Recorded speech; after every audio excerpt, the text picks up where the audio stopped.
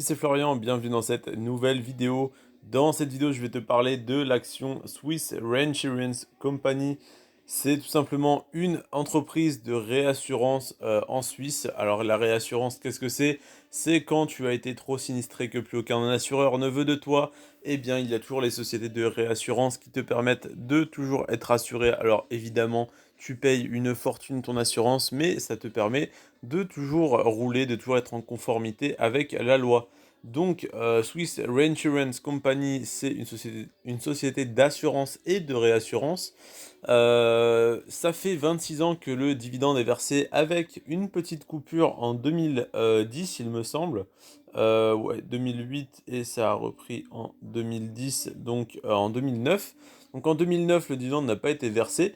En 2022, il n'est pas annoncé sur ce site-là et il n'a pas encore été versé. Donc en 2021, il a été de 5,90.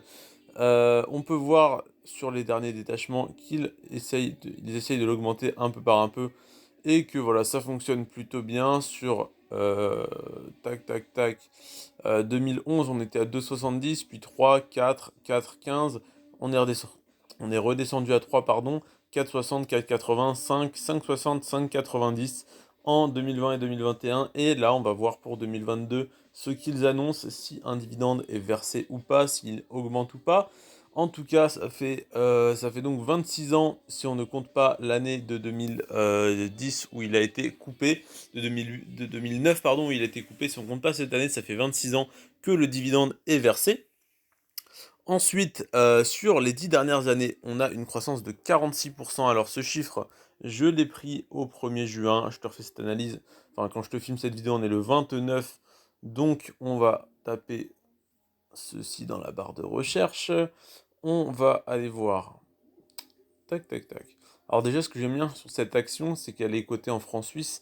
Donc ça apporte une certaine stabilité par rapport à l'euro ou au dollar qui devrait pas tarder à s'effondrer. Euh, donc on peut voir qu'elle a été émise à 45 francs suisses, elle est montée à 200 très rapidement, elle a stagné aux alentours des 80 à 100 et elle a totalement craché en 2009 quand le dividende n'a pas été versé à 15 francs suisses pour remonter aux alentours des 100 jusqu'à mars 2020 où elle est redescendue dans les 60-70 et elle stagne à ce niveau-là depuis mars 2020, donc depuis 2 ans. On peut voir qu'elle a eu des petits rallyes aussi aux alentours des 100 francs suisses, elle est redescendue à 75 et là elle est redescendue une fois de plus à 75 francs suisses. Le rendement du dividende est très bon puisqu'il est de 7,84.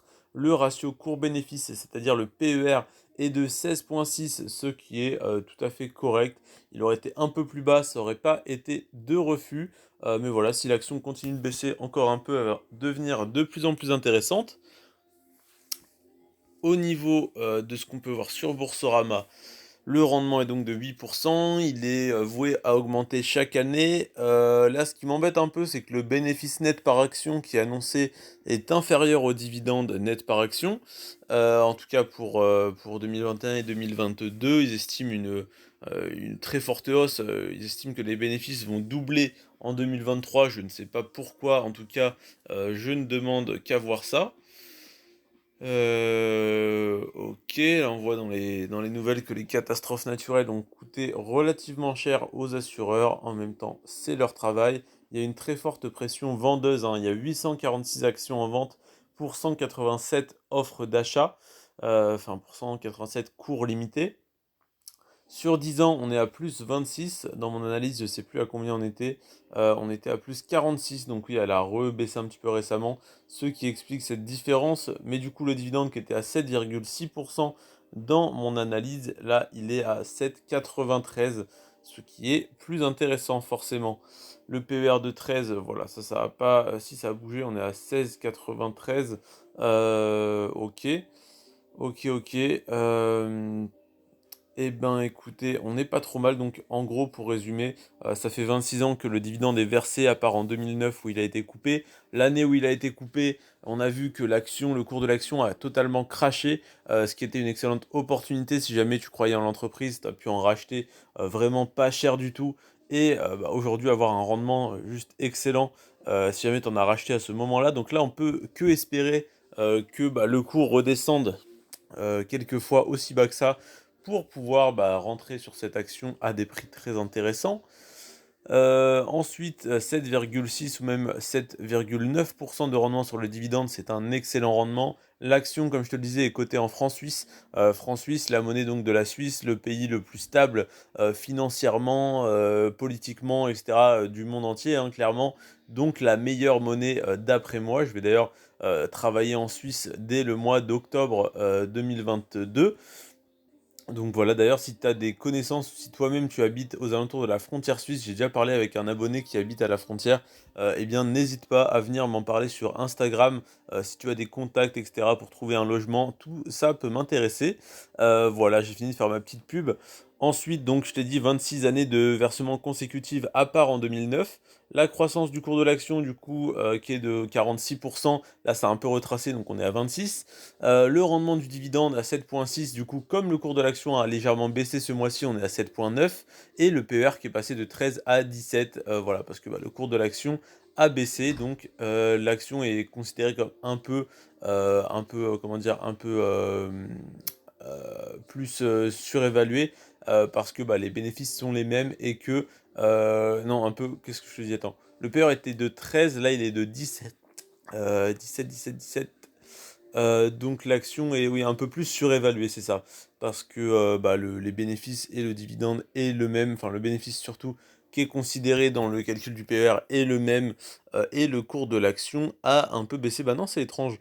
C'est étrange que ça ait varié dans ce sens-là.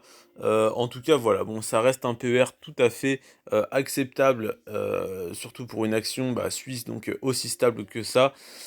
Et voilà, on a à peu près fait le tour de toutes les infos qu'il y a à savoir. Je peux faire une vidéo à rallonge, juste pour faire une vidéo à rallonge, hein. Donc voilà, pour conclure, l'action est en légère croissance, mais en croissance tout de même sur le long terme. On a un dividende, un rendement sur le dividende qui est très intéressant, un dividende très stable, hein, si il n'y a eu qu'une seule coupure sur 26 ans, c'est vraiment excellent. Et tout simplement, c'est une entreprise financière, une assurance, donc voilà, qui fait des services financiers. Donc en 2008, voilà, il y a eu une crise, hein, tu n'es pas sans le savoir. Donc le fait qu'en 2009, ils aient coupé leurs bénéfices au titre de l'année 2008, ça n'est pas du tout étonnant. Et c'est même, je pense, un bon choix de leur part. Et surtout, ils s'en sont très bien remis parce que le dividende est toujours excellent. Le PER est correct, et voilà. Donc on a tous les indicateurs au vert. Pour moi, cette compagnie est très intéressante. Je compte l'inclure dans mon compte titre très prochainement, dans les 6 mois à venir. Donc je compte y rentrer en DCA, et si jamais il y a une excellente opportunité un jour ou l'autre, je ferai un achat supplémentaire, mais je vais y investir via Trade Republic, via les plans d'investissement programmés de Trade Republic. Donc comme tu vas pouvoir le voir, tu as la possibilité de mettre des plans d'investissement programmés. Donc là par exemple, Realty Income, ça va m'acheter 10 euros de l'action Realty Income dans 5 jours. Et j'en ai déjà une partie, hein, j'en ai déjà acheté pour 10 euros. J'avais mis 20 euros sur le portefeuille. Là, le portefeuille est à 20,36 €. Donc on peut voir qu'aujourd'hui, par exemple, j'ai gagné 4 centimes sur un mois. J'ai gagné les 36 centimes, hein, tu vois bien. J'ai acheté l'action à ce moment-là. Enfin, en tout cas, ça s'est fait automatiquement à ce moment-là. Elle a commencé par pas mal baisser. Mon portefeuille est tombé à 19,52 €. Et là, elle s'est bien relevée. Donc, je suis monté à 20,38 € et 20,43 € même.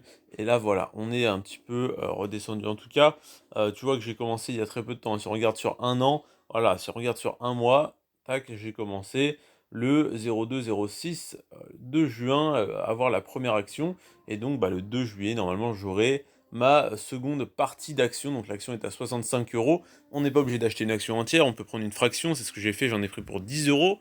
Et là, il me reste 10 euros d'espèces sur le portefeuille pour acheter la fraction d'action dans 5 jours. Donc d'ailleurs, si tu veux un lien, un lien de parrainage pour Trade Republic, tu trouveras ça en description de la vidéo.